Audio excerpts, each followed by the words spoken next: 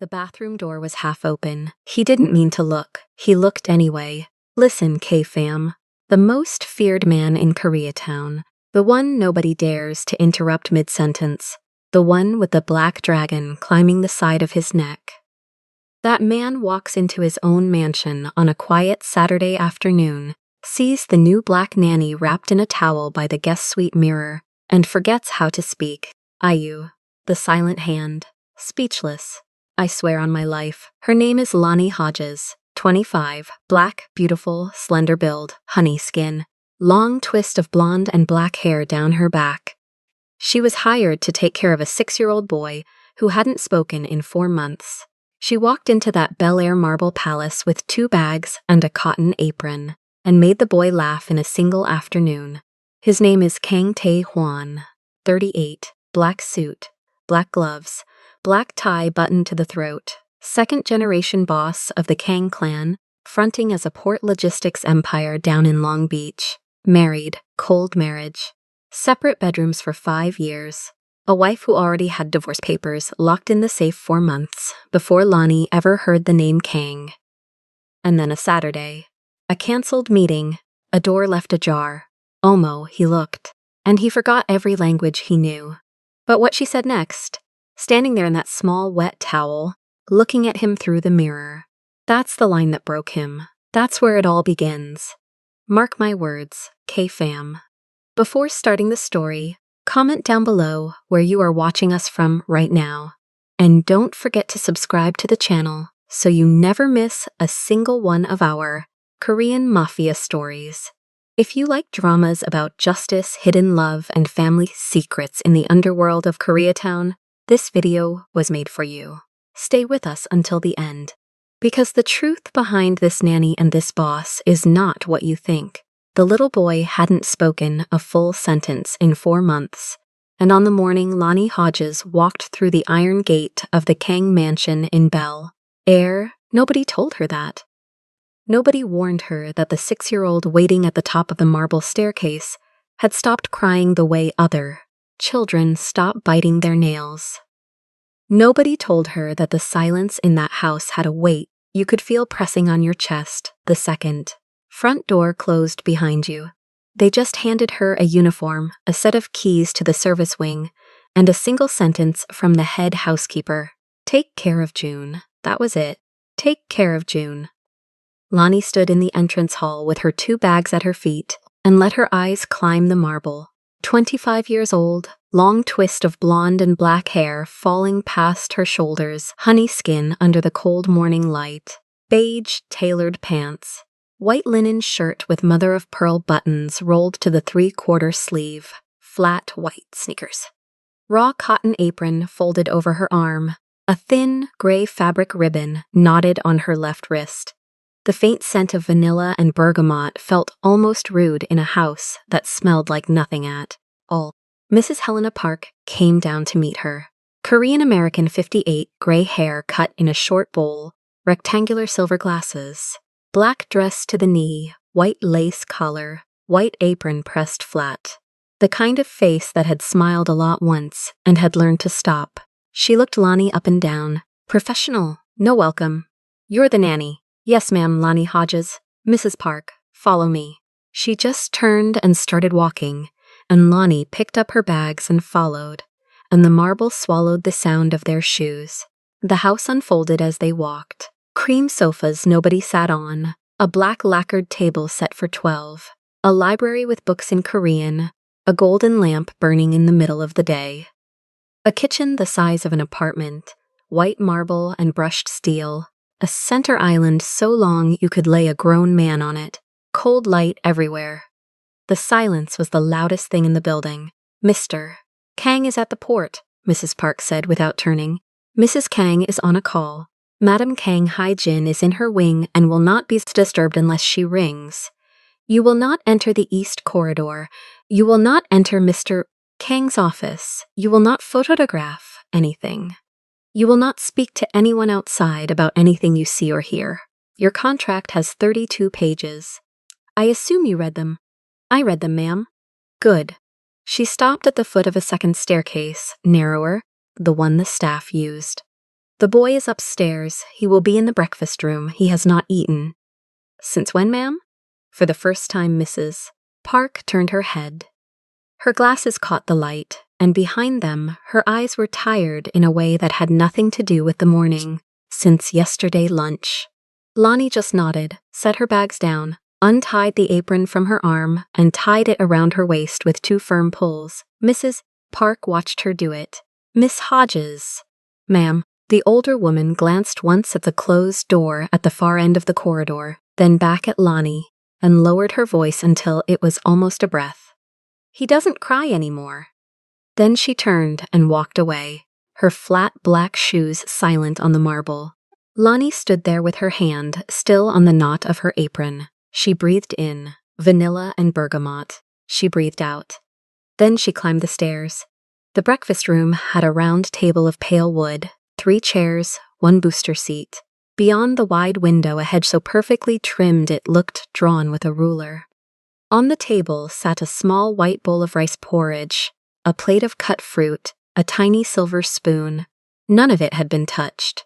The porridge had a thin skin forming on the surface, and in the booster seat sat the boy, June Kang, 6 years old, thin, round face that should have been full of bread and laughter, black hair cut in a straight bowl with a flat fringe, big black eyes turned down at the corner, a small gap in the front of his mouth, navy polo buttoned to the top, beige twill pants, small white sneakers with the laces tied in identical bows, shoulders sloped forward, hands folded in his lap. He was looking at a spot on the wood, about 6 inches in front of the bowl, the way you stare at something when you have been trained, very quietly, that wanting things gets you nowhere. Lonnie stopped in the doorway and just looked at him for a long beat. Then she walked in, not toward him, not toward the table. She walked the long way around the room, past the window, past the credenza, past the corner where a wooden basket of toys sat untouched, with the price tags still hanging off 2 of them. She crouched down by the basket. She didn't speak. She picked the basket up by its handles, carried it across the rug, and set it on the floor about 3 feet from his chair. Then she sat down on the rug beside it, cross-legged, the raw cotton of her apron pooling in her lap, and she started pulling out the Montessori blocks 1 by 1 and lining them up on the wood floor in front of her. Big square, smaller square, triangle, cylinder, long rectangle, small rectangle. She handled each piece slowly, deliberately, like she was alone in the room. She didn't look up at him. She didn't sing to him. She didn't make her voice high or sweet. She just lined the blocks up the way she would if she were preparing them for herself. And then she picked up the biggest square, set it down in front of her, picked up a slightly smaller one, and stacked it on top. The clock on the wall ticked. The porridge sat. The boy did not move. She built a tower, 3 blocks high. She added a 4th. She knocked it over gently with the back of her hand and started again. She did this 6 times. After the 7th tower, the boy shifted his weight forward in the booster, then back, then forward again. She did not look up. She started a new shape, lower this time, wider, like the foundation of a small house. After the 9th tower, the boy slid down off the booster seat without a sound. He walked over. He stopped about 2 feet from her shoulder. She still did not look up. She set a cylinder upright in the center of the foundation. A small hand reached past her arm and picked up a triangle. He held the triangle for a moment in his small fist, the gap in his front teeth showing as his mouth opened in concentration. Then he leaned down and set the triangle very carefully on top of the cylinder. It balanced. Lonnie let out a breath so slow it didn't move the air. Bonita, she said very low. Pretty. The boy did not look at her face, but he reached for another block. He set it beside the triangle, balanced it on the cylinder's rim. It held. She slid another piece across the floor without comment. He took it. He placed it. 20 minutes passed without a single full sentence between them. The clock ticked. And block by block, on the floor of a room built for breakfast, the boy who had stopped crying built something that didn't have a name yet. When the structure was finally too tall to add to without tipping, He sat back on his heels and looked at it. Then for the first time, his eyes moved up and slid sideways and found her face. They were enormous. They were tired in a way no 6-year-old's eyes should be tired. They asked a question with no words attached. Lonnie did not look away. "You built that," she said. "Not babby talk, not a coup. Just a statement, the way you would say it to anyone whose work you respected." He looked at the tower again. He looked at her again. Then very slowly, without smiling, he nodded once. She nodded back. Same speed, same weight. "June, you hungry?" He didn't answer. But he didn't shake his head either, which in this house, she would learn later, was the closest thing to yes that you got. She stood up slow, walked to the table, picked up the cold porridge. She carried it down to the kitchen, set it on the marble island, and made him a fresh bowl from scratch. Warm, salt, a drop of sesame oil, a piece of dried seaweed cut into a small star. She carried it back up. She did not sit across from him. She sat on the floor next to his chair, with her back against the table leg, close enough that he could see the top of her head if he leaned forward, far enough that he didn't have to. He ate 4 spoonfuls. Then he stopped. He looked at the long twist of blonde and black hair, falling over her shoulder onto the floor near him. He reached out and touched the very end of it with one finger, the way you touch something to make sure it's real. Then he picked the spoon back up and ate 4 more. Lonnie sat very still and did not let her face do anything at all. Children don't only need silence, she thought. They need presence. She had no idea that, at that exact moment, the front gate had opened for a black car coming back from Long Beach 3 hours earlier than expected. She had no idea that the silence she had just cracked open with a tower of wooden blocks was the silence he had personally installed in every room of this house. She just knew the boy was eating, so she sat. The service corridor was the only part of the house Kong Tae-won never used during the day. The staff used it. He used the main hall. That was the order of the house, and he had built it. 38 years old, shoulders that filled a doorway without trying, black hair cut close to the scalp, clean fade on the sides, angular face, hard jaw, black eyes that absorbed light instead of reflecting it. A thin vertical scar at the left corner of his mouth.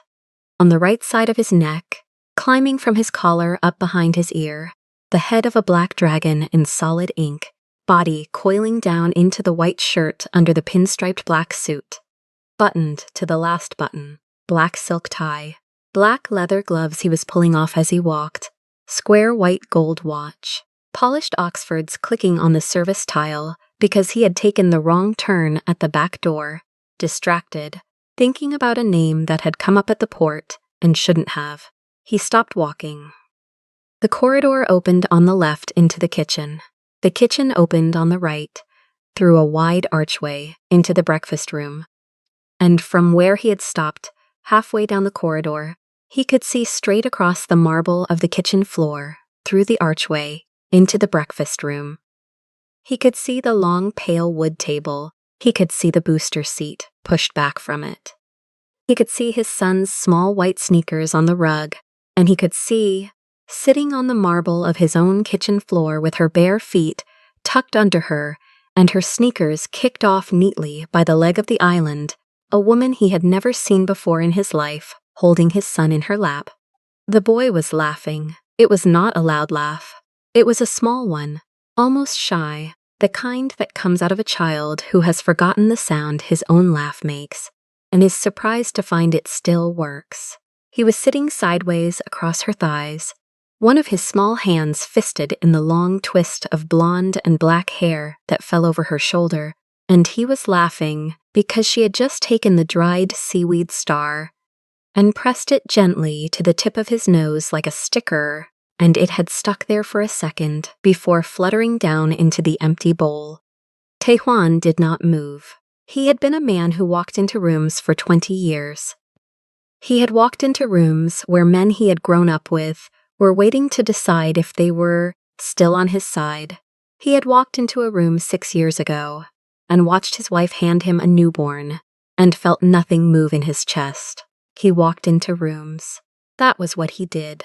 He did not walk into this one. He stood in the shadow of the service corridor with his right glove halfway off his hand and watched his son laugh. He watched her bend down and say something into the top of June's hair, too low to hear, and he watched June nod, the small, serious nod of a boy who has been listened to.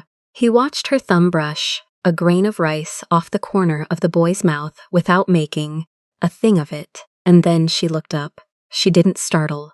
She just lifted her head, calm, like she had felt the air change and wanted to know who was responsible. And her eyes found him in the dim of the service corridor and held there. No fear, no apology. Just a quiet assessment, the kind a person does when they're deciding whether a stranger in a doorway is a problem they need to stand up for or not. He had been told 3 weeks earlier, in a 4-line email from his wife's assistant, that a new nanny had been hired. He had not read the file. He had signed the contract and handed the folder back to Min-jae. He had assumed there would be another middle-aged Korean woman in a black dress and white apron, whose face he would never need to learn. He looked at her bare foot on the marble of his kitchen. He looked at his son's small hand in her hair. He looked at her face. He did not say hello. He did not nod. He pulled the second glove off his hand, folded both of them into his left palm in one motion, turned on the heel of his Oxford, and walked back down the service corridor the way he had come. The sound of his footsteps did not change speed. It did not slow down. It did not speed up. It went away, even, controlled until the door at the far end clicked shut behind him. In the kitchen, Lonnie Hodges sat very still on the marble with the boy in her lap and listened to the silence of the house close, back over itself like water over a stone. "June," she said softly after a long moment. "Quemera?" The boy turned his face up to her. The gap in his front teeth showed. He did not answer in words. He just leaned his small head against the warm of her collarbone and closed his eyes, and his small hand stayed fisted in her hair, like he was anchoring himself to something that wasn't going to disappear. She rested her chin lightly on the top of his head. She did not know yet that the man who had just walked away from his own kitchen without speaking had not failed to speak to a stranger in his house in 15 years. She did not know yet that by midnight he was going to send for her. She just held the boy. Upstairs, behind the closed door of an office she had been told never to enter, Kang Tae-hwan stood at the window with his 2 black gloves in his left hand and his right hand flat against the cold glass, and he tried, for the first time in a very long time, to remember what he had been thinking about before he turned the wrong corner. He could not remember. Night came down over Bel Air in layers. Lonnie put June to bed at 8:30. She read him 3 pages of a Korean picture book, sounding the syllables out slowly, and he did not correct her pronunciation, but he did not look away from her mouth either. She tucked the blanket up under his chin. She turned off the lamp. She left the door cracked an inch and walked down the back stairs to ask Mrs. Park what time she should be ready in the morning. Mrs. Park was waiting for her at the bottom of the stairs. "Mr. Kang would like to see you." Lonnie's hand stopped on the banister. Now.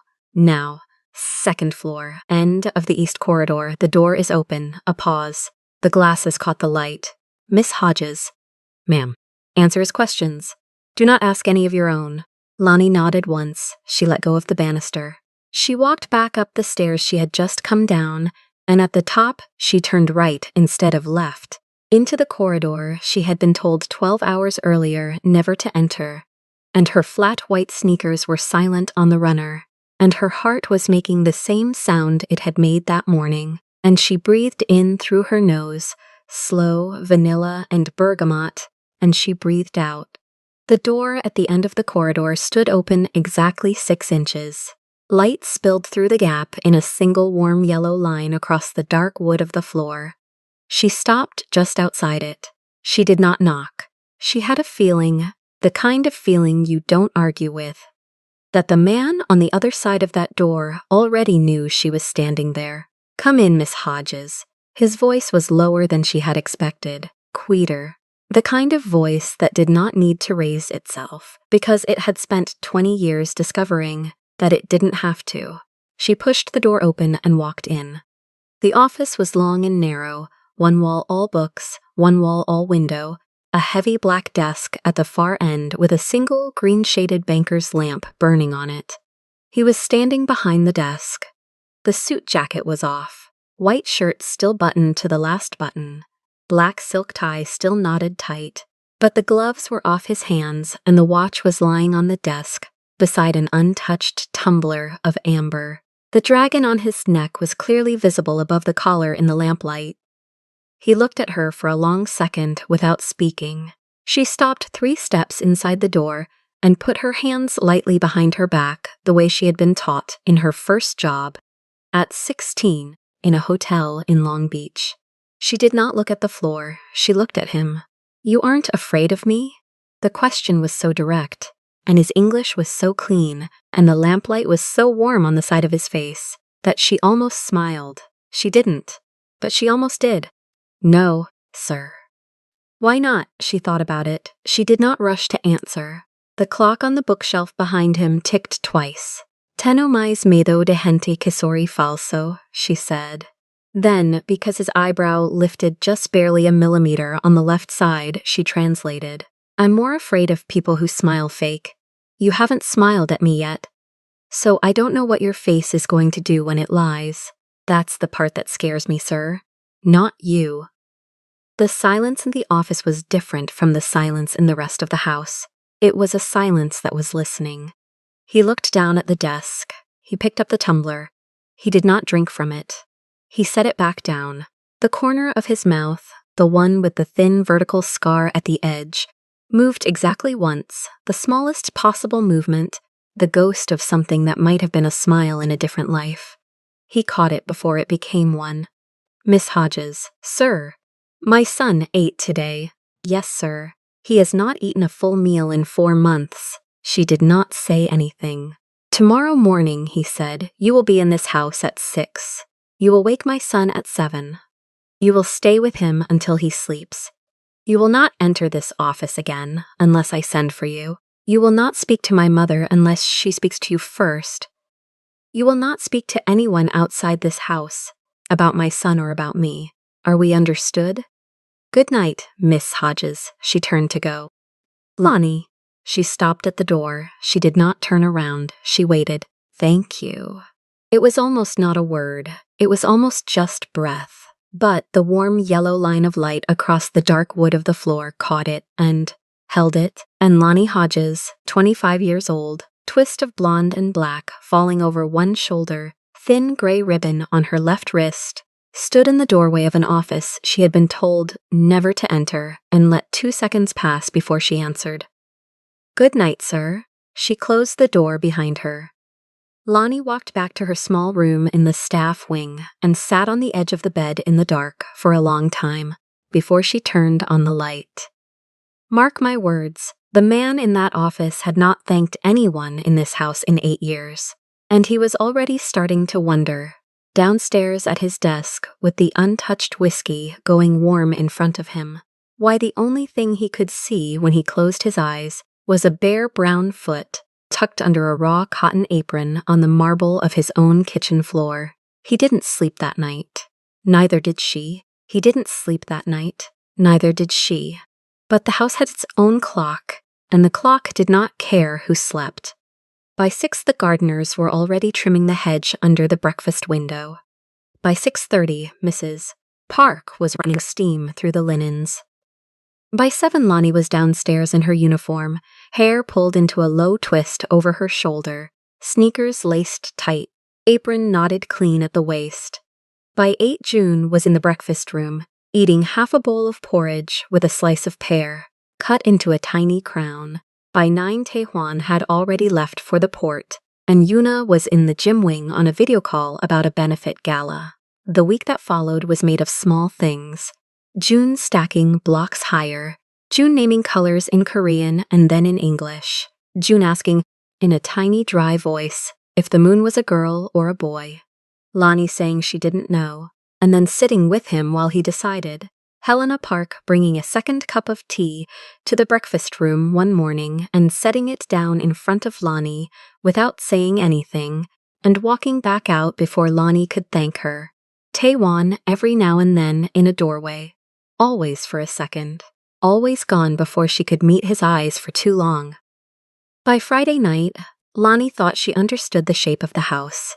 Yoona and June left Saturday morning for a Children's Foundation luncheon in Beverly Hills. A car, a driver, a small navy suit for June, pearls for Yoona. Helena Park took the staff downstairs to deep clean the wine cellar. The east wing was sealed. Madam Haijin was at a temple retreat in Malibu and would not be back until Sunday.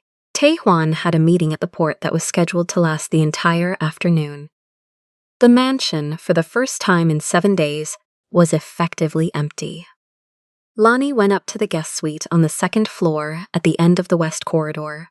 It was where the staff was allowed to wash on long shifts. A wide-tiled bathroom with a deep tub, a separate glass-walled shower, white towels folded in a column on a low wooden bench. She closed the door. She did not lock it because Mrs. Park had told her on day 2 that staff did not lock doors in the Kang house, that locks were for owners. She undressed slowly. She left the uniform folded on the bench, the gray ribbons still knotted on her wrist. She turned the water on hot and stepped under it and let the week melt off her shoulders. She washed her hair with a small bottle of shampoo she'd brought from her own bag. She let the steam climb the glass.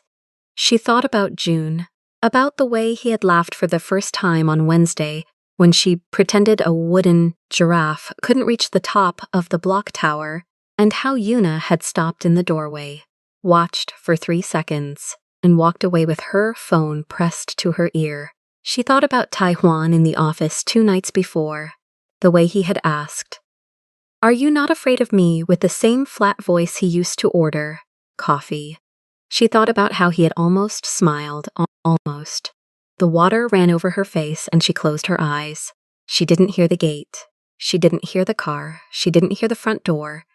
Because the front door of the Kang mansion was carved oak, 2 inches thick, and it did not. Slam, it sealed. She didn't hear his shoes on the marble of the staircase, because his shoes were always polished Oxfords with a soft sole, and the man inside them moved like he had been taught to move by someone who hated noise. She didn't hear him in the corridor. The meeting at the port had been cancelled. A container from Busan had been delayed by a customs inspection. Nobody had warned him about, and the meeting had folded before it began. Taehwan had driven back at 11:30 in the morning. He had given the driver the rest of the day off. He had climbed the staircase loosening his black silk tie with one hand, the other already pulling the cufflink out of his right wrist. He had been thinking, if he had been thinking about anything, that he wanted to change out of the suit and sit in the library and stare at a wall for 1 hour without anyone interrupting him. The guest suite door was not closed all the way. He saw the line of light first, steam, soft and gold, drifting out into the corridor in a slow ribbon. He stopped. He should have stepped back. The house was supposed to be empty. He took 1 step forward instead, half thinking it was a maid who had left a faucet running, half thinking nothing at all. He pushed the door, just barely, with the back of 2 fingers, 2 inches. 3. The bathroom door inside the suite was wide open. The shower had stopped, and Lonnie was standing on the bath mat with one small white towel wrapped tight under her arms, water still beating on her shoulders, on her collarbone, on the hollow of her throat. Her honey skin was flushed pink from the heat. Her hair was loose and wet down her back, the twist undone, blonde and black in dark ropes against the brown of her shoulders. She was reaching for a second towel on the bench, and she froze with her hand still in the air, because she had seen him. She had seen him in the long mirror over the sink, reflected through the open doorway. Standing in the suite, one hand on the door he had just pushed. His black tie pulled loose from his collar, the top 2 buttons of his white shirt already undone, the dragon tattoo on the right side of his neck visible now, black ink coiling up from the collarbone, scales fine, head turned in toward his throat. His face was the face of a man who had walked into a room expecting silence and had been hit, instead, with something that took every word he owned and emptied it onto the floor. He didn't speak. He didn't move. His mouth was slightly open, and the breath that should have made a word didn't make one. The silent hand of Koreatown, the man who could end a negotiation in 3 syllables in 2 languages, was standing in a doorway in his own house with no syllable at all. Lonnie didn't scream. Lonnie didn't drop the towel. Lonnie's hand came down slowly from the bench and pressed the white cotton tighter under her arms, and the water kept beating on her shoulder, and she turned her head. Just enough to look at him directly through the open door and not through the mirror. "You always come in without a sound?" His jaw moved. No word came. She held the towel. She didn't cover anything she wasn't already covering. She didn't grab the second towel off the bench. She didn't run. Her chin came up half an inch. "Mr. Kang, that worked. The name worked the way a slap works." He blinked. His hand came off the door. He took 1 step back into the suite. His eyes finally moved, dropped to the floor, came back up to a spot just above her shoulder, then slid the rest of the way off her body and onto the wall. "I'm sorry." His voice was lower than she had ever heard it. It scraped. "This is my house, and I work in it." Her voice did not shake. "That does not make every room yours." There was a beat, a long one. The steam moved between them slowly. Somewhere downstairs, a clock chimed 12. He did not look back at her. He kept his eyes on the wall to the left of her head, and his hand came up and gripped the doorframe once, hard, the knuckles going pale through the brown of his glove. Because he had not even taken the gloves off when he came up the stairs. "You are right." That was all he said. He stepped back fully into the suite. He pulled the bathroom door closed slowly with 2 fingers, the same 2 fingers that had pushed it open, and the latch caught with a soft click. Then she heard him cross the suite. She heard the outer door of the suite open and close. She heard his footsteps go down the corridor. Not the way he had come up, slower, and the marble took the sound. She stood there on the bath mat in the closed bathroom for a long time. Water still beating on her shoulder. Her hand still pressed flat against the cotton over her chest. The flush on her cheeks had nothing to do with the shower anymore. She breathed out, just once. Then she reached for the second towel and dried her hair. When she came down at 1, the mansion was empty again. Taewon's car was gone. He had not gone to the library. He had not changed out of his suit. He had gotten back in the car and driven, and nobody asked her where, because she did not ask anybody anything. She went up to the breakfast room and sat by the wide window and folded the small white towel from June's bath bag into a neat square and waited for the car to bring her boy home. The next morning at 6, Taewon was already at the port. 5 days. 5 days he did not look at her. 5 days he walked past where she was in and his head did not turn. 5 days the corridor between his office and the library was crossed only when he knew she was upstairs with June. 5 days he did not eat breakfast in the breakfast room. 5 days he ate in the small dining room off the kitchen, alone, with the door shut, and Helena Park brought him toast and black coffee, and he did not say thank you, because he had not said much of anything at all. The staff noticed. Helena noticed. Minjae, when he came by on Monday with a leather folder of dock invoices, noticed and said nothing. Lonnie noticed too. Of course she noticed. She was working in a house with 3 corridors, and she had not crossed paths with the man who owned it once in 5 days, and that was not coincidence, that was choreography. Some part of her was grateful at first. Some part of her, by Tuesday, was annoyed. By Wednesday, the annoyance had moved into her shoulders and stayed there. She had not done anything. She had been standing in a bathroom on her own time, on her own day off, in her own staff suite, and a man had walked into a doorway and lost his words, and somehow she was the one being avoided. She fed June. She walked June to the koi pond. She taught June the English word for cinnamon. She kept the gray ribbon knotted on her wrist. And every time she heard Oxford shoes on the marble of the far corridor, the muscle in her jaw set a little harder. Friday night, the house was loud, only in the way a Korean house gets loud, which is not loud at all. Yuna had taken June to a Korean cinema night at a friend's home in Hancock Park. They would be back after 10. Helena had a half-day off and had gone to see her sister in Glendale. Madam Haijin was at a private dinner with 3 matriarchs from old shipping. Families, the staff was down to a skeleton, 2 girls in the laundry wing, the night driver in his quarters. Taehwan was in the library. Lonnie saw the line of light under the library door at 9:15 on her way back from the kitchen, with a glass of water for the nightstand. She stopped in the corridor. She looked at the line of light. The water was cold in her hand. She thought, for a second, about going up the stairs and going to bed and minding the careful, quiet rule of a house she did not own. Then she thought about June, and about the way Taehwan had almost smiled in the office that first week, and about how a grown man with a coiled black dragon on his neck was hiding from a woman in his own house for 5 days because he had seen her shoulder. She walked to the library door. She knocked once with the knuckle of her free hand. She did not wait for an answer. She turned the handle and went in. The library was dim and warm. The golden lamp was on, the aperture with the cream silk shade casting its yellow circle over the low leather chair and the side table. A heavy crystal glass sat on the table with 2 fingers of amber whiskey and 1 cube of ice that had not melted yet. Taehwan was in the chair.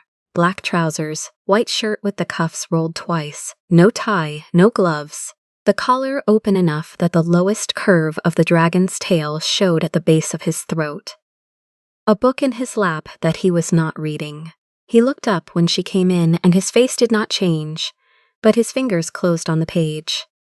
She closed the door behind her with her shoulder because her hands were full. She set the glass of water down on the small wooden side table near the door. Then she walked across the rug toward him and stopped about 4 feet from the chair. "Are you going to pretend you didn't see me?" He looked at her steadily. He let the book close on his finger. "I saw you and lost your voice." "You weren't the problem. Then what was?" He looked at the whiskey. He didn't pick it up. The ice cube made a single small sound in the glass, settling. "Me wanting a life I'm not allowed to touch." She didn't expect that sentence. She didn't expect the flat quiet of it, the way it dropped into the room with no defense, no negotiation. She had walked into the library with 5 days of irritation knotted across her shoulders, and he had handed her, without a fight, the one thing she had not been ready for. The truth. She didn't move. She didn't speak for a beat. The golden lamp made a halo around the leather chair. The whiskey caught the light. She watched his face, and his face did not move. He set the book down on the table next to the glass. Slowly, and he stood up. He did not come toward her. He took 2 steps to the side, around the low chair, until he was standing in the open part of the rug, and only then did he turn to face her fully. The dragon at his collarbone moved when his throat moved. "I should not have come back early on Saturday. You live here.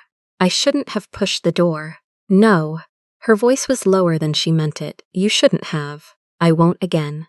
She nodded once. She did not say it was fine. It was not fine. It was a thing that had happened, and it was the kind of thing that did not unhappen. "Then why are you in a library at 9:30 at night, avoiding the staircase that goes past my room?" He almost smiled. Not quite. The corner of his mouth moved and stopped. "Because the staircase that goes past your room is the only staircase in this house." She felt the heat come up the back of her neck. She kept her face still. He took 1 step, not toward her, toward the lamp. He stopped at the edge of the rug, his hand half lifted, and the hand did not finish the gesture. It stayed in the air, palm half open, about the height of her cheek, if she had been standing closer. He looked at his own hand the way a man looks at a thing he doesn't recognize. "I have not lived in this house in a long time," he said. "I have slept in it. I have eaten in it.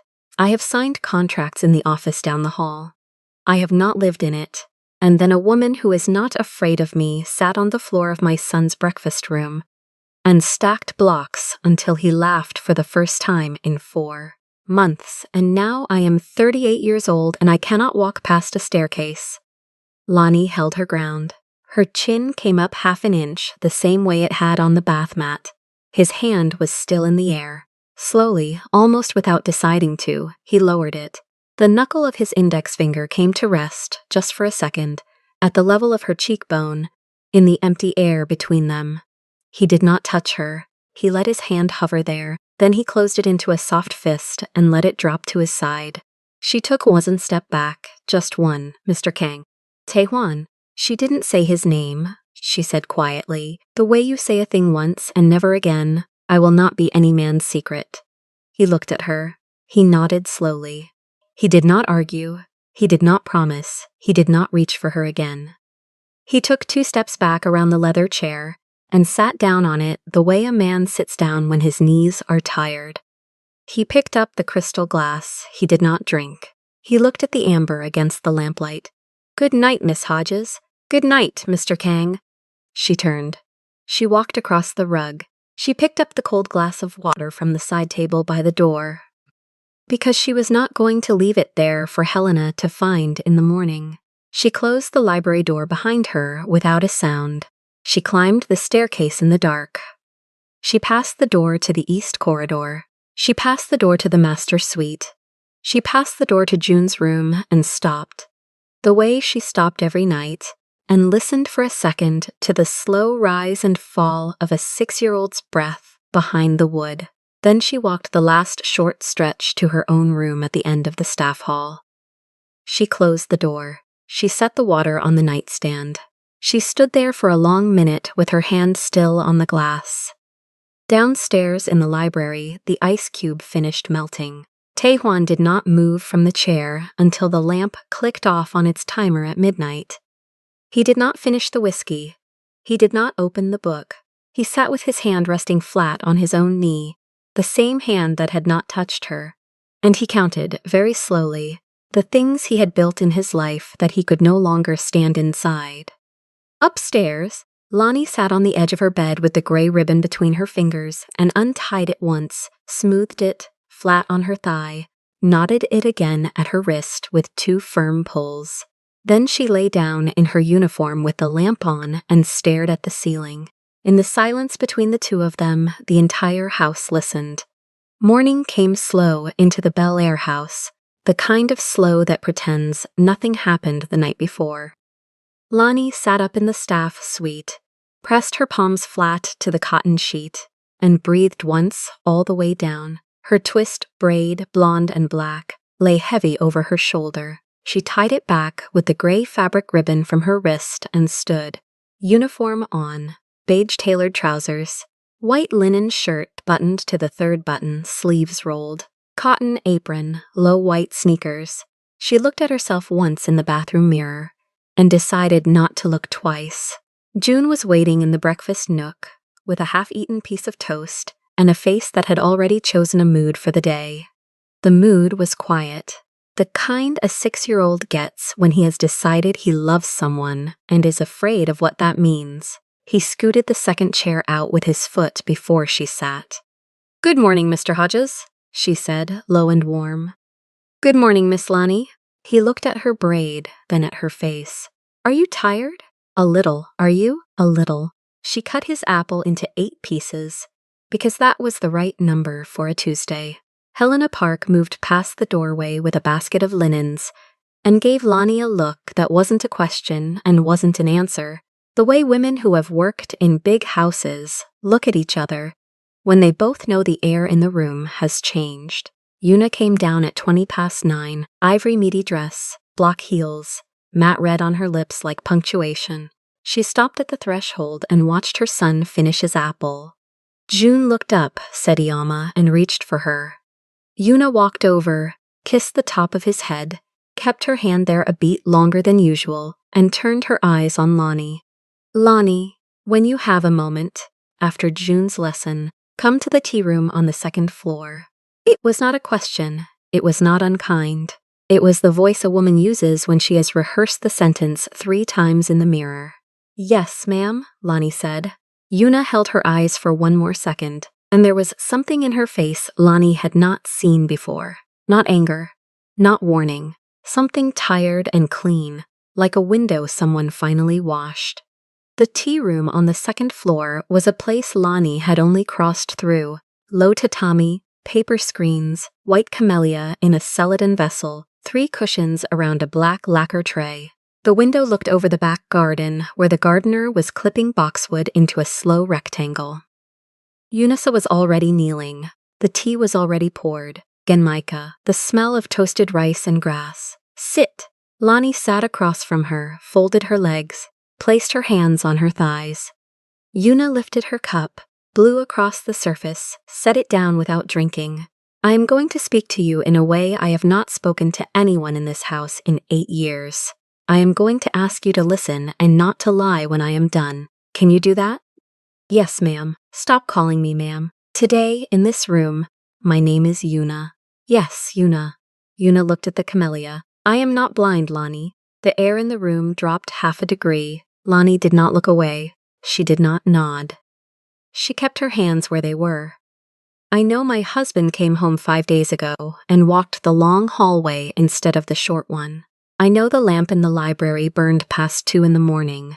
I know he has not looked at my face in 4 months, and last Tuesday he could not look at yours.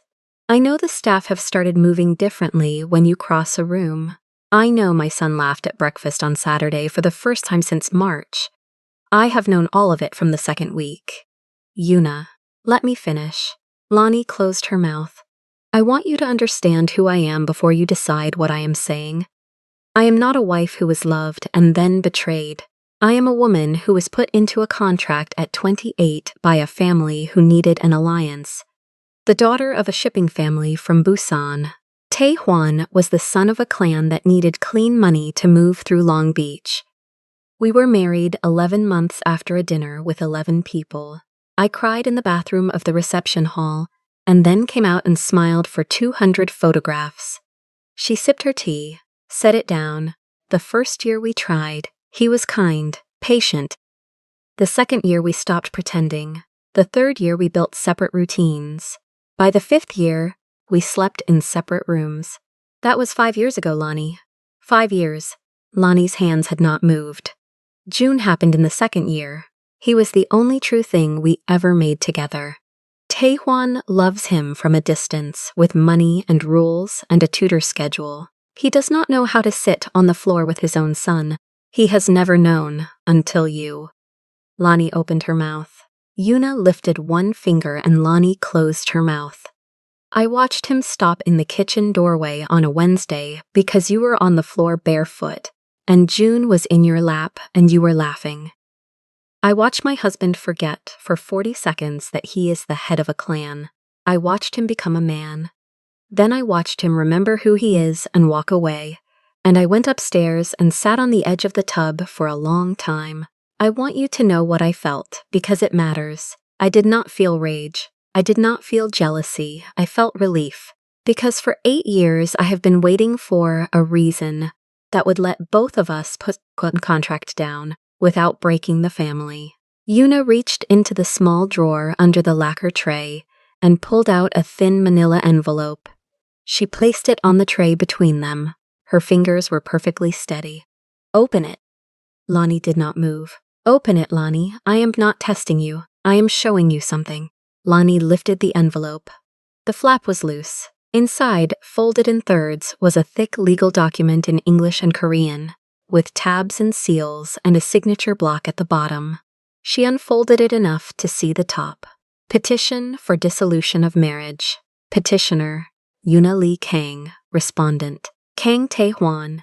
Date of preparation handwritten in the margin in small, careful script. The date was 4 months before her own start date in this house. 4 months. Lonnie read it twice, folded the document, placed it back on the tray. 16 weeks in the safe. Min Jai prepared it. Tae Hwan signed his portion the same afternoon. The only signature missing is the final witness signature. which I asked Minjai to hold. Yuna looked at her directly. I asked him to hold because I did not know what kind of woman would walk into this house first. A woman who would survive my husband. A woman who would be eaten by him. A woman who would treat my son like a paycheck. I asked Minjai to hold until I knew which kind had arrived. I am telling you today, Lonnie, because I know. Lonnie's throat closed. She made it open. Yuna, I do not hate you, Lonnie. I envy you. Because you still look free. You walk into a room and your shoulders are still where God put them. You speak to my son in a voice that does not perform. You looked at my husband in the hallway last week, and you simply looked at him as if he were a person. I have not been able to do that in 8 years. I forgot how. When I see you do it, I feel a kind of grief for the woman I was before this house ate her, and a kind of hope, because if you exist, then she existed too, once. A small sound came out of Lonnie that she did not plan. She caught it before it became a word. I am going to ask you one thing, and I will believe whatever you tell me. Have you slept with my husband? No, Lonnie said. The word came out level. No, Yuna, I have not. Have you kissed him? No, has he touched you? No. Yuna nodded slowly. I believe you in the library 4 nights ago, Lonnie said, because she would not let this moment hold a single shadow. He lifted his hand toward my face. He did not finish the motion. I stepped back. I told him I would not be any man's secret. I have not been alone in a room with him since. Yuna closed her eyes for a long second. When she opened them, they were wet at the edges, and she did not pretend there were not. Thank you, Lonnie. Yuna, I am going to leave the house. I am not asking you to leave. I am asking you to listen to the rest. Lonnie waited. I will sign these papers this week, not because of you, because of me. Because I have been a coward for 5 years, and I watched a barefoot woman make my son laugh, and I decided I would rather be poor and divorced and breathing than continue to wear a wedding ring as jewelry. The papers were going to be signed, Lanny, with you or without you. Do not carry guilt that does not belong to you. The marriage was over before you were hired. Lonnie's hands began to shake. She pressed them harder into her thighs, and the shaking stopped. But I am also going to ask you to leave this house today. Quietly, with a generous severance Minjai will arrange, and you will not refuse. I am asking because if you stay 1 more week, the story of what is about to happen to my family will be told as a story about a Black woman who stole a Korean husband, and it is not that story. I will not let my son grow up hearing the wrong version. I will not let the press, or my mother-in-law, or the staff who gossip in the kitchen build that version around you. Lonnie breathed in through her nose and out through her mouth. And Taiwan. Taiwan is a man who does not know how to ask for anything. He has only ever known how to take, or to receive what is offered before he has to ask. If he wants you, he will have to learn. And he will only learn if you are not in this house when he tries. If you are here, he will reach for you from above. With money, with pressure. He will not become a man inside this house. This house was built to keep him a boy with a gun. If he is going to become someone who can love you, he has to drive out of the gate and find you, with his own legs, with his own voice, not the Kang face, his own. Lonnie nodded once. Set the teacup down. Why are you telling me all of this? Why not just hand me an envelope and a check and send me out the gate by lunch? Yuna's mouth moved into the smallest version of a smile. Because you sat on the floor with my son. Because you did not flinch when I said I am not blind. Because you said no 3 times without raising your voice. Because in another life, Lonnie Hodges, I think we would have been friends. I am telling you because you have earned the truth, and because the only currency I have left in this house that has not been touched by the Kang name is the truth. They sat in silence. The gardener clipped the boxwood. June, Lonnie said, and her voice cracked on the name and she let it. You can say goodbye to him properly. Tonight. He is going to cry. I am going to let him cry. He needs to learn that people who love him sometimes have to leave for reasons that are not his fault. I would rather he learn it from you who held him than from his father, who only knows how to leave by closing a door. Tonight. I will say goodbye tonight. I will leave in the morning before he wakes for school, so he can hold on to the goodbye and not to my back walking out the door. That is the right choice. Lonnie stood. Her legs were steady. Yuna, thank you. Yuna looked up at her from the floor, and for the first time her composure cracked, just at the corner of her mouth, just for a half second. Thank you for not lying to me, Lonnie Hodges. Go and finish your day with my son. Be normal with him. Read him the book about the turtle. Then come to me tonight after his bath and I will help you pack. Lonnie walked to the paper door and stopped. One more thing, I am not going to see Taewon before I leave. She did not say his name. Yuna understood. Good, if he wants to find me, he can find me. But he is going to find me as a man. Not as the head of a house, not as a husband, as Taewon. Will you tell him? Lonnie thought. Tonight. Before I sleep, I will go to the study. I will not stay. I will say my piece and I will leave the room. That is all.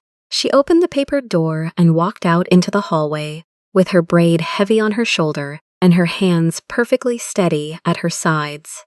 She found June in the playroom on the rug with the wooden blocks, and she sat on the floor barefoot the way she always sat, and she helped him build a small house with a small door.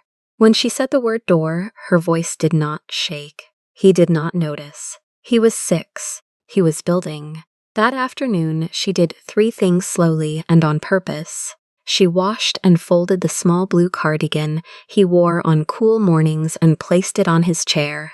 She wrote on an index card the 4 songs she sang to him at bedtime, and slid the card into the front pocket of his lesson book where he would find it Tuesday. And she sat with him through his snack and asked him to tell her the names of every fish in his aquarium book. And she repeated each name after him, and she laughed when he laughed. At 7:40 she gave him his bath.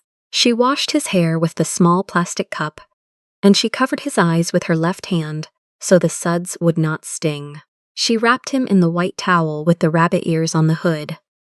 She dressed him in the pajamas with the green dinosaurs. She read him the book about the turtle who wanted to live in a tree. She did not skip the line where the turtle says, I am scared, but I am going. Anyway. When she finished, she closed the book, and she put her hand on his small chest, and she said, in her low, warm voice, the voice that did not perform, June, I love you. You are a brave boy. You are a kind boy. You are a smart boy. I am going to remember you for the rest of my life. He blinked up at her. Miss Lonnie, are you going? She did not lie. She did not soften it. Yes, not because of you. Never because of you. Because of grown-up reasons that have nothing to do with how much I love you. You did not do anything wrong. You did everything right. Do you hear me? Yes, say it back to me. I did not do anything wrong. Again, I did not do anything wrong. Good boy. His face cracked and he cried. She let him cry. She held him against her chest, with her chin on the top of his head, and she let her own tears fall into his hair where he could not see them. And she rocked him the small way she had rocked him 100 times, and she sang the second of the 4 songs in a voice that was almost steady. He fell asleep with his fist closed around the gray fabric ribbon she had untied from her wrist and pressed into his hand. She kissed his forehead. She turned out the lamp. She closed the door without sound. She packed 2 bags, a canvas duffel and a small, hard case. The uniforms she folded and left on the chair because they were not hers. The books she had bought, she stacked in the duffel. The framed photograph of her grandmother she wrapped in a t-shirt. At 11:15, she walked down the long hallway to Taehwan's study. The thin line of light at the bottom of the door told her he was awake. She knocked once. The voice from inside said, "Come in." She opened the door. She did not step over the threshold. She stayed in the frame with one hand on the wood. He was at his desk. White shirt, sleeves rolled to the elbow for the first time she had ever seen. No tie, no jacket. The lamp threw long shadows across the green leather. He looked up. The look on his face when he saw her was a look she would carry for a long time. It was not surprise. It was the face of a man who has been waiting for a knock, and does not know yet whether the knock is the beginning or the end. Lonnie, I am not coming in. I am leaving in the morning before the house wakes up. Yuna and I spoke today. I know about the papers. I am not staying. He stood. He did not move toward her. He had learned that at least. Taehwan. It was the first time she had used his name without any title in front of it. The sound of it in the room changed the air. I am going to say one thing, and then I am going to close this door, and you are not going to come after me tonight, or tomorrow, or next week. Do you hear me? I hear you. If one day you come to me free, come as a man, not as a patron, not as another woman's husband, not as the head of a clan, not with a driver and a car and an envelope, as Taehwan, on your own legs, with your own voice, with nothing in your hands but the question. Do you understand me? He swallowed. I understand you, and if you come to me like that, she said, then maybe I open the door. He took a long breath. His hands were at his sides. The dragon on his neck moved 1 millimeter under his collar when he swallowed again. And if I come, he said, almost a whisper, then maybe, she said, I open the door. She held his eyes one more second. She did not soften. She did not smile. She nodded once. The small, precise nod a woman gives when she is sealing a sentence inside herself and not asking anyone else to carry it. Then she stepped back into the hallway, and she pulled the door closed between them. The latch clicked. The thin line of light at the bottom of the door did not move. He did not call her name. She walked back down the hallway in her bare feet, with her braid heavy on her shoulder and the 2 bags waiting by her bed, and she lay down for the last time in the staff suite of the Kang house. And she did not sleep. She only waited, and the house around her went quiet in a way it had not been quiet in 8 years. The kind of quiet that comes into a room when something that has been carried for too long is finally set down on the floor. At 5 in the morning, she carried her bags down the back stairs. Helena Park was in the kitchen with a mug of barley tea and an envelope on the counter and eyes that were rimmed with sleep but completely awake. She did not ask any questions. She held out the envelope. Lonnie took it without opening it. Helena reached across the counter and squeezed her wrist once, hard, the way an aunt does. Go. Walk straight. Do not look back at the house. The car is at the gate. Lonnie nodded. She did not trust her voice for a single word. She walked out the service door and across the gravel, and did not look back at the white marble face of the house behind her. The Blacktown car was waiting with its engine running. The driver opened the door. She placed the duffel on the seat, then the small, hard case. She got in. The gate slid open. The car pulled forward. Bel Air at dawn was lavender and gray, the eucalyptus trees still wet from the marine layer, the road empty. She did not cry in the car. She had cried in the bedroom of a 6-year-old boy the night before, and she had used up that kind of crying for the day. She watched the gate close behind her in the side mirror until the angle of the road took it out of sight, then faced forward, breathed all the way down into her belly the way her grandmother had taught her, and said one sentence to herself, out loud, low and warm. I left as myself. The car turned onto the canyon road and began the slow descent toward the city, and the morning light came up over the ridge behind her, and Lonnie Hodges rode down out of Bel Air with her shoulders exactly where God had put them. Sunday came over Bel Air polished and without sound. Black sedans at the curb, uncles in dark wool climbing the marble, aunts in pearl and beige. Min Jai Choi already on the side terrace, gray suit pressed, titanium glasses catching the noon sun, the brown leather briefcase flat against his shin. In the dining room, the long walnut table had been pulled to full length, 12 chairs, ivory linen, low arrangements of white peony and green eucalyptus. The end chairs mattered today. Madame Kang Haijin took the south end without being shown. Hanbok modernized in pale gray silk, jade brooch on her left collarbone, the gold ring with green jade catching light every time she lifted her teacup. Taewan took the north end. Black pinstripe suit, white shirt buttoned to the last button, black silk tie, the dragon tattoo hidden under the collar, the way it always was when she was in the room. Yuna sat to his right, 3 chairs down, in an ivory midi dress and a structured cream blazer, hair smooth at the shoulder, 1 small pearl in each ear. Min Jae sat to Taehwan's left. The briefcase went under his chair, upright against the leg. Helena Park moved with the soup. Cold cucumber and pine nut, the matriarch's insistence in June. The first bowl went to Haijin, the second to Taehwan. Helena's hand was steady, her eyes were not. She had served in this house long enough to read a Sunday before it spoke, and the air at this table was wrong. The uncles were too cheerful and the aunts were too quiet, and Yuna had not touched the napkin in her lap since. She sat down, Helena set the bowl down, and did not let go right away. He looked up. He nodded. She let go. Taehwan did not pick up his spoon. He pushed the bowl an inch forward, away from him the smallest possible gesture, and stood. The table did not catch it at first. An uncle near the middle was finishing a story about a cousin in Seoul. An aunt was laughing in the polite 3-note way the aunts in this family laughed. Haijin saw it before anyone. Her teacup went down on the saucer without sound, and her chin lifted half an inch and her eyes went flat, way they did when she was about to be obeyed or about to be disobeyed, and she had not yet decided which. "Sit," she said in Korean, soft. "I will not be long," Taehwan said in English.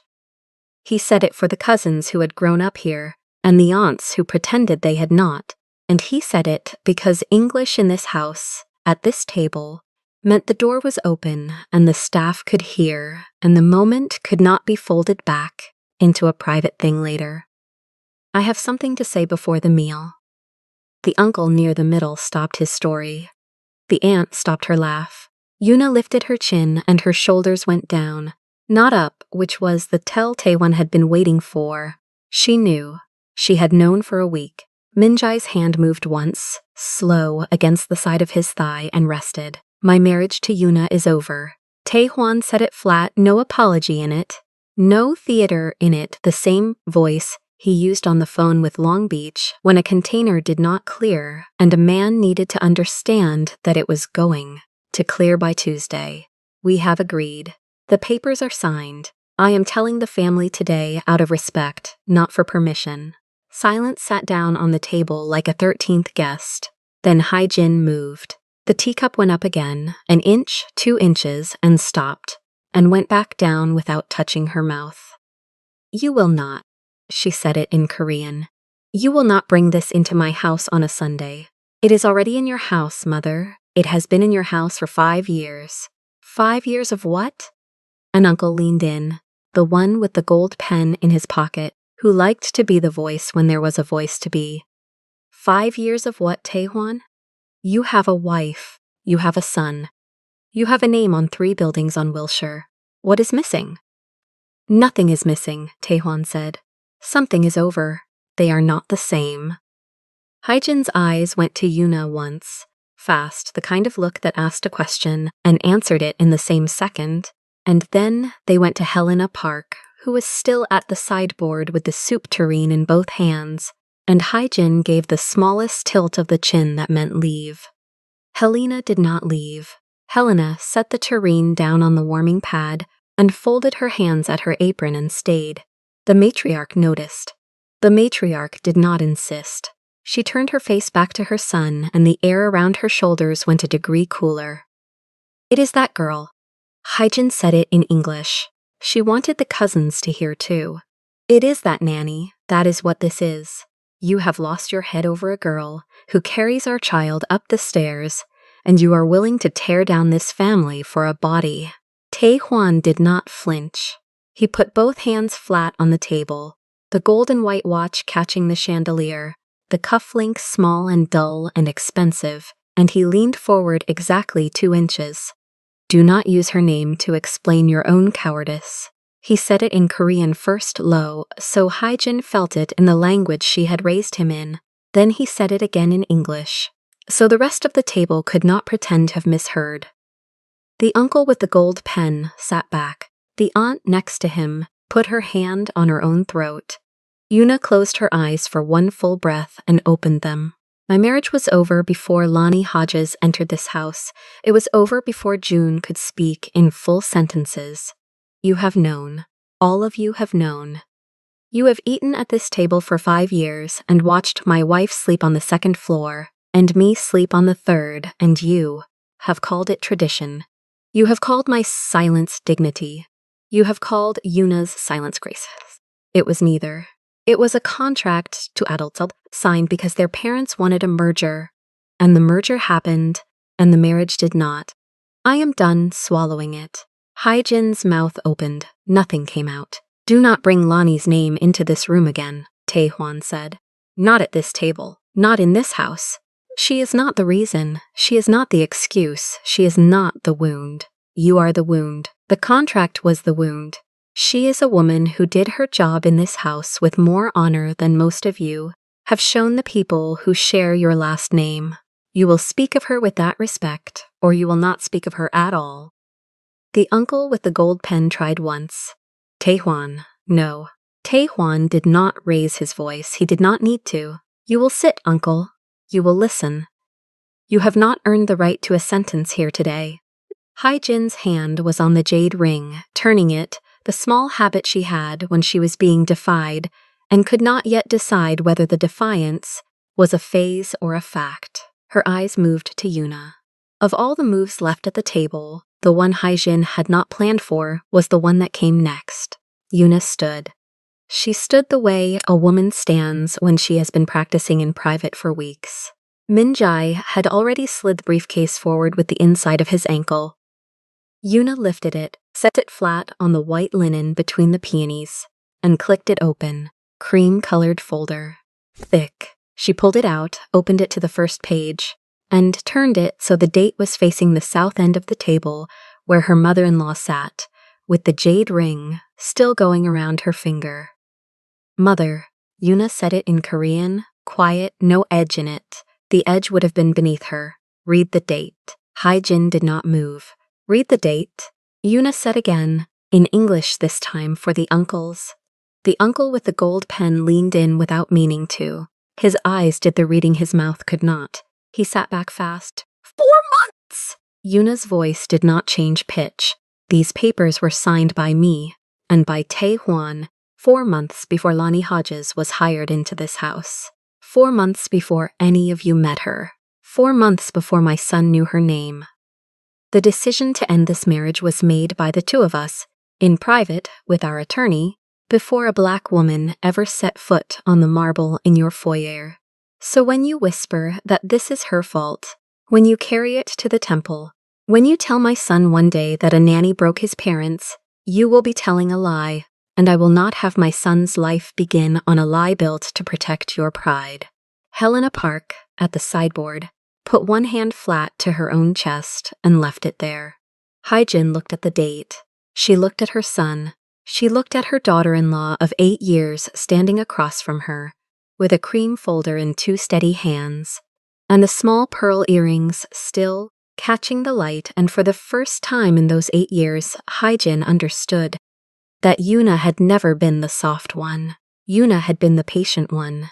There was a difference, and the difference was sitting on the table in black ink. You shame me, Haijin said. It came out smaller than she meant. No, mother, Taehwan said it without heat. You shamed yourself the day you decided a black woman in this house was easier to blame than your own son. I am giving you the truth so that you stop. I am not asking you to like it. I am asking you to stop. Yuna closed the folder. She set it in the center of the table, where every uncle and every aunt and every cousin could see Minjai's firm name embossed under the seal. She sat. She picked up her napkin. She unfolded it across her lap. The soup is getting warm, she said in Korean mild. Eat or do not eat. I am eating. She took one slow taste of the cold cucumber soup and set the spoon down. Taehwan did not sit. He stayed standing at the north end of the table, and he looked once down its length at Yuna. And Yuna looked back, and for the first time in 8 years they were on the same side of a room. Not as a couple, as two people who had walked out of the same room at the same time and were now standing in a hallway with the door closed behind them. He tipped his head a quarter-inch toward her. She tipped hers back the same quarter-inch. It was the most honest thing they had ever said to each other at that table. He turned to his mother. "I will be at the house in Pasadena by the end of next month. June will spend his weeks with Yuna and his weekends with me until we agree otherwise. Minjai has the schedule. He will send it to you Tuesday. You will see your grandson. You will see him in a home where he is allowed to laugh at the table. That is the only condition I am giving you on the visits, and it is not negotiable." He set his napkin on the back of his chair unopened. "I will not eat today," he said. "Please do, Mrs. Park has worked since 5. He walked out of the dining room. The marble took his Oxford shoes the way it had taken his father's, and the door to the front hall closed behind him with the small, clean sound of brass on brass.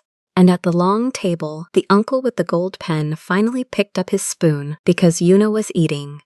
And one by one, slow as a tide, the rest of the family began to eat too.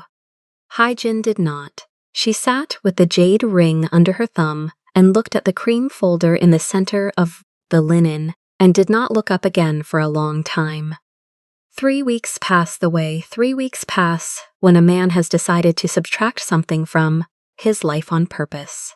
Taewon did not call. He did not write. He did not send a driver to Silver Lake to check on the small studio walk-up where Lani had taken a room above a Salvadoran bakery.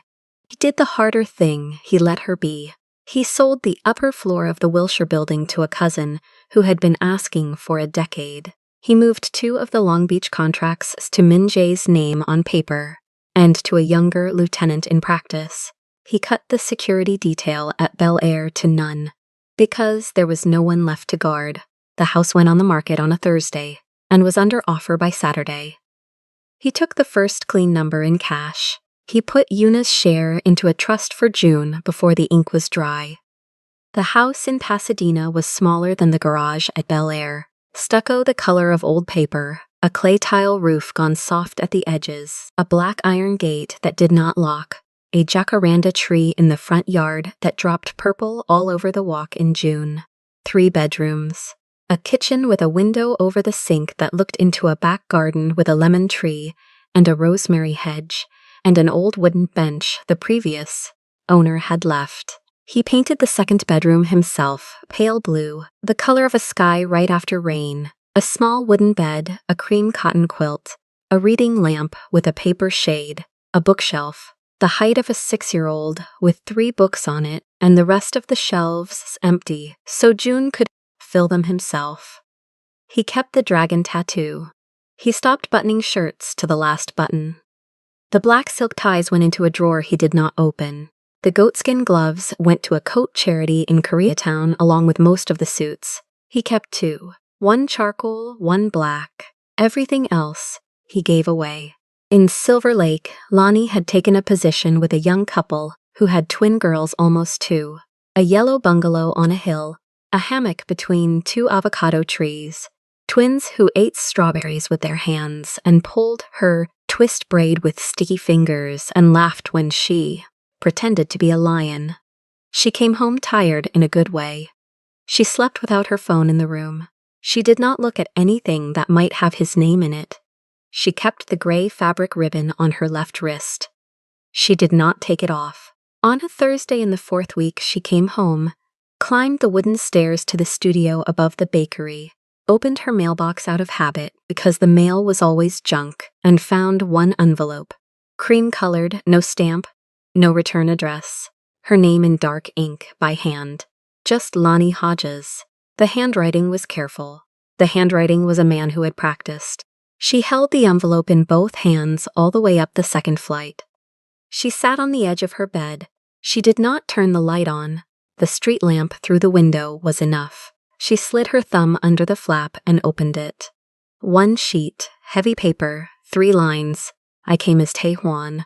No suit, no house, no name in front of mine. Does the door still exist? Underneath, an address in Koreatown.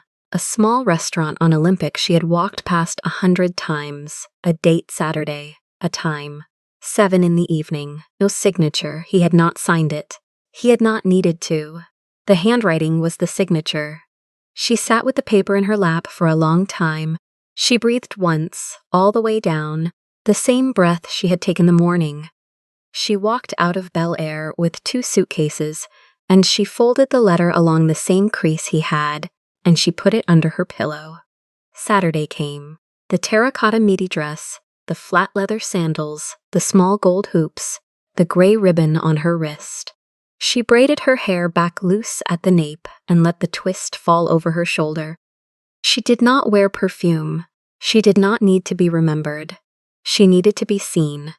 The restaurant was the kind of place where the menu was in Korean and the lights were low, and amber, and the booths had high wooden backs that gave the conversation back to the people having it. She gave her name to the woman at the front. The woman did not ask which name. The woman walked her to a corner booth at the back. He was already there. He stood when he saw her. He did not reach for her hand.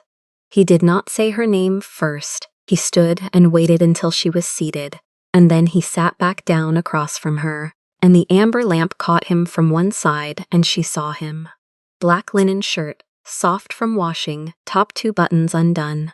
The dragon visible at the side of his neck for the first time in front of her. Dark ink solid up to the line of his jaw. No tie, no watch, no gloves, no cufflinks. His hands were on the table between them, fingers laced loosely, knuckles still scarred, in the small ways as the knuckles of his life had been scarred, but the hands were quiet. She looked at him for a long moment. He let her. "You took your time," she said. "I needed to arrive clean." She did not answer that right away. The woman came with 2 small cups and a clay teapot, and poured for them both hot barley tea, the smell rising between them like a small fence, and then dropping. The woman left. He did not pick up his cup. He waited. "What did you leave behind?" Lonnie asked.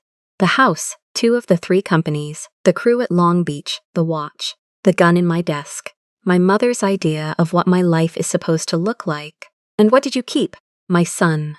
My word, the part of the work I can sign my name to in daylight. A small house in Pasadena, the tattoo because it is mine, and the question I have been carrying for 4 months. She picked up her tea. She did not drink yet. She held the small cup in both hands and looked at him over the rim. "Why a small house?" "Because I traded a prison for a home." He said it level. "No theater. Bel Air was a museum I lived inside. The Pasadena house has a lemon tree, a bench the old owner left, a room I painted blue for June. It is the first thing in my life that is only mine." Lonnie drank, slow, and set the cup down. "And me?" He did not look away. He did not soften. He gave her the answer he had been carrying since the night in the library, with the whiskey and the lamp, and the hand that had stopped at the height of her face. "You were the first person who made me want to knock on a door instead of order it opened." She let that sit between them. She did not rush to receive it. The amber light moved on his shirt as he breathed. The dragon on his neck moved when he swallowed. He was a man she had not seen before, and he was the same man, and both of those things were true at the same time. "Where is the house?" she said. "Pasadena. 20 minutes from here without traffic. 35 with. See it? Tonight? Tonight?" He paid for the tea they had barely touched. He helped her into the passenger side of a car she did not recognize, an older sedan, dark green, clean, the kind of car a man buys when he no longer needs anyone to be impressed by the car. He drove with both hands on the wheel and the windows cracked. The air coming in jasmine off somebody's fence on Western, and Koreatown thinned into Hancock Park, and the freeway thinned into the small surface streets of Pasadena, where the jacaranda were still dropping, purple even at night. The house was behind a low iron gate that did not lock. He pushed it open with his hand. The walk was littered with petals. The porch light was on, warm, low, a single bulb in a paper shade. He stopped at the door. He did not put his key in. "Do you want to come in?" "You're going to make me ask." "I am going to make sure you choose." Lonnie looked at the door. She looked at him. She looked at the gray ribbon on her left wrist and at the man with the dragon on his neck and the soft linen shirt and the empty wrists and the cushion in his mouth that he had carried across 4 months and 3 weeks and one hand-delivered letter to put down on a porch in Pasadena. "Can I come in?" she said. "This time," he said, and his voice almost broke on the small word and did not. "Yes." He opened the door. He stood aside. Lonnie Hodges of Inglewood, 25 years old, twist braid blonde and black over her shoulder, gray ribbon on her wrist, walked into the small stucco house on a side street in Pasadena where a lemon tree was throwing its scent through the back window, and the porch light went off behind her as the door closed, soft, like a sentence that had finally ended in the right place. If this story moved you, stop for a moment and reflect. Have you ever stayed in a house where the silence was louder than the words? K-fam?